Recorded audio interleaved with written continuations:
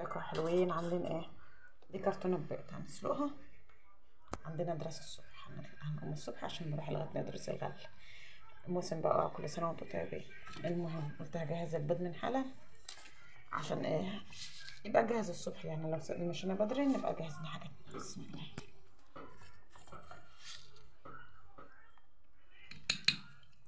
سيبه بقى يستوي ونقشر البطاطس ونخرطها ونجهزها برضو عشان الصبح نبقى نقليها ونقلي معاها بتنجان ونشوف هنعمل معاها ايه كمان.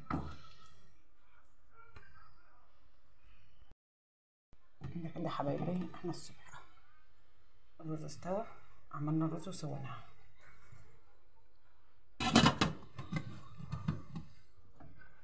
والبيضة اهو اتسلقت، نقشرها بقى هناك في الغيط.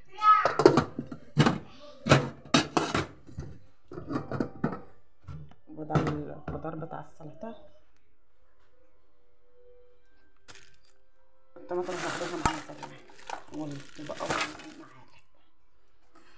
وقلم بتنجان وبطاطس، والعيش بقى بره. هنعبي الحاجة كلها وناخدها معانا، وهحاول اصور لكم برضو هناك.